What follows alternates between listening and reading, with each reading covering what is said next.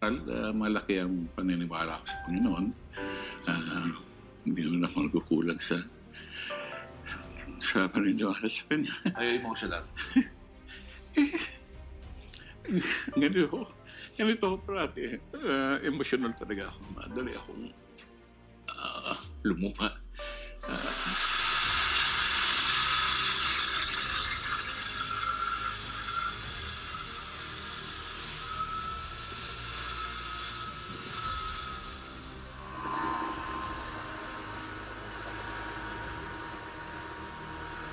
Ang buhay ng isang artista ay madalas nakikita ng publiko bilang marangya, makulay at puno ng papuri.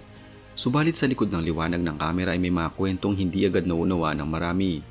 Isa sa mga personalidad na nagdaan sa ganitong masalimuot na landas ay si Bembol Rocco. Kilala siya bilang mahusay at mapanlikang aktor sa industriya ng pelikulang Pilipino. Subalit higit pa sa kanyang mga papel sa pelikulang kanyang pagkatao. Ang kanyang buhay ay larawan ng pag-angat, pagbagsak, pakikipaglaban at patuloy na pagbangon.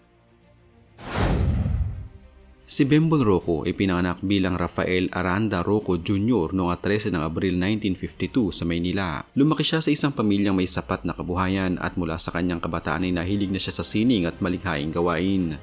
Ang bansag na Bembol ay naging bahagi na ng kanyang pagkakakilanlan sa publiko. Sa paglipas ng panahon, ang pangalang ito ay naging simbolo ng isang aktor na kayang maghatid ng makatotohanang emosyon sa harap ng kamera.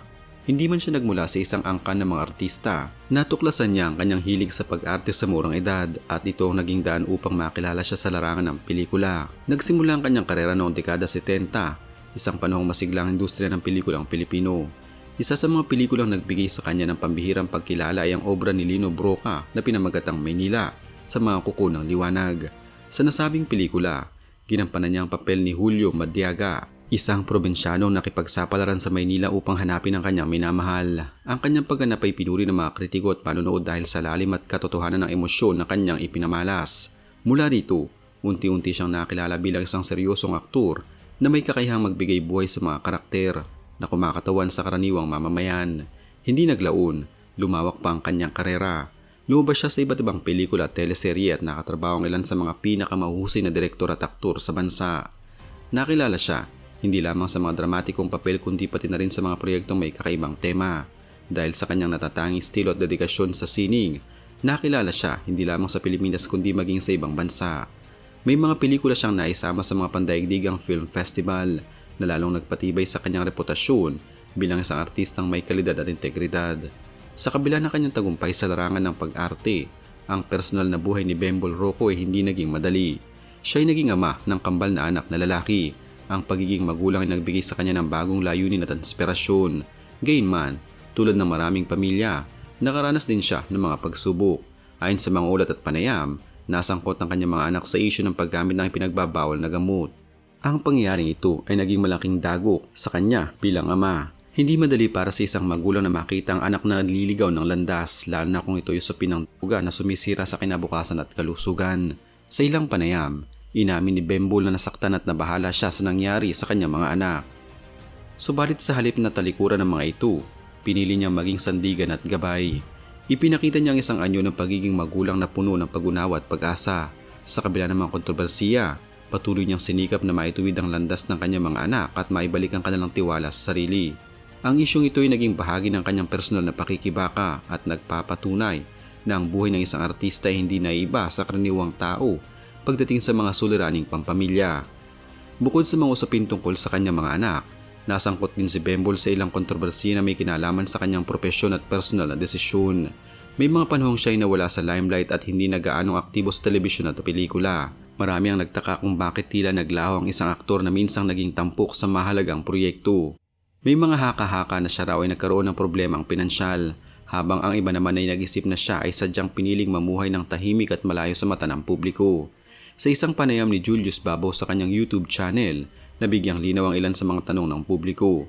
Makikita sa vlog na si Bembol Rocco ay nasa kanyang workshop, isang lugar kung saan siya ay gumagawa at nag-aayos ng mga bagay bilang bahagi ng kanyang kabuhayan. Ipinakita nito na siya ay namumuhay ng payak at malayo sa karaniwang imahe ng isang artista. Sa halip na umasa lamang sa kita mula sa pag-arte, pinili niya magkaroon ng ibang pagkakakitaan na mas tahimik at pribado. Sa naturang panayam, inilahad din ni Bembol ang tungkol sa kanyang kalusugan. Ayon sa kanya, siya ay nagkaroon ng karamdaman na nakaapekto sa kanyang kakayahang magtrabaho ng tuloy-tuloy sa industriya. Ibinahagi niya na siya ay nakaranas ng mild stroke, isang kondisyon na nagdulot ng paghihina at pangamba sa kanyang pamilya. Ang karanasang ito ang naging isa sa mga dahilan kung bakit siya pansamantalang lumayo sa pag-arte. Ang stroke ay hindi lamang pisikal na hamon kundi emosyonal at mental na pagsubok din. Ang kanyang pagkakasakit ay nagbukas ng palibagong yugto sa kanyang buhay. Napagtanto niya ang kahalagahan ng kalusugan at ang mas tahimik na pamumuhay. Sa halip na ipilit ang sarili sa mga proyektong maaaring makasama sa kanyang kondisyon, pinili niyang unahin ang paggaling at kapayapaan ng isip. Sa workshop na ipinakita sa vlog, makikita ang kanyang kasipagan at pagkamalikhain. Doon niya ibinubuhos ang oras sa paggawa ng mga muebles at iba pang likhang kamay na nagsisilbing bagong anyo ng sining para sa kanya. Maraming nagtanong kung bakit tila nawala na siya sa industriya. Ang sagot ay hindi lamang nakaugat sa isang dahilan. Pinagsama-sama nito ang usapin ng kalusugan, personal na desisyon at pagbabago ng prioridad. Ang mundo ng showbiz ay mabilis magbago at hindi lahat ng artista ay nananatiling aktibo habang buhay. Para kay Bembol, ang paglayo sa kamera ay hindi nangangahulugan ng pagtalikod sa kanyang identidad bilang aktor, kundi pagtanggap sa bagong yugto ng kanyang pag-iiral. Sa kasalukuyan, ayon sa panayam, siya ay patuloy na namumuhay ng simple. Nasa kanyang workshop siya kadalasang matatagpuan, abala sa paggawa at pagkukumpuni. Ipinahayag niya na masaya siya sa ganitong uri ng pamumuhay. Hindi man ito kasing ingay ng mundo ng pelikula. Nagbibigay naman ito ng kapanatagan at sapat na kabuhayan. Ang kanyang mga anak na minsang nasangkot din sa isyu ng droga ay patuloy din umanong nagsisikap na maituwid ang kanilang landas. Ang kanilang pamilya ay dumadaan sa masalimot na yugto subalit hindi sila tuluyang nagkakawatak-watak. Sa kabuuan, si Bembol Rocco ay higit pa sa isang pangalan sa talaan ng mga artista. Siya ay isang tao na nakaranas ng tagumpay at pagkilala ngunit hindi nakaligtas sa mga pagsubok ng buhay. Mula sa kanyang pinagmulan sa Maynila, sa pag-usbong ng kanyang karera sa ilalim ng mahuhusay na direktor, hanggang sa mga personal na hamon bilang ama at bilang individual na may karamdaman. Ang kanyang kwento ay sumasalamin sa katotohanang ang kasikatan ay hindi garantiya ng perpektong buhay. Ang kanyang kasalukuyang pamumuhay sa workshop ay patunay na ang tunay na halaga ng isang tao ay hindi nasusukat sa dami ng palakpak, kundi sa kakayahang magpatuloy sa kabila ng mga unos. Sa pagwawakas, makita na ang buhay ni Bembol Rocco ay isang masalimuot ngunit makabuluhang paglalakbay. Siya ay naging simbolo ng kahusayan sa pag-arte, isang amang naghahangad ng mabuti para sa kanyang mga anak, at isang taong natutong tanggapin ang pagbabago ng panahon. Ang kanyang pagkawala sa aktibong pag-arte hindi nangahulugang paglimot sa kanya, sapagkat ang kanyang mga obra ay nananatiling bahagi ng kasaysayan ng pelikulang Pilipino. Sa kanilang payak na pamumuhay ngayon, makita ang isang taong piniling unahin ang kalusugan, pamilya, at kapayapaan kaysa sa ingay ng kasikatan.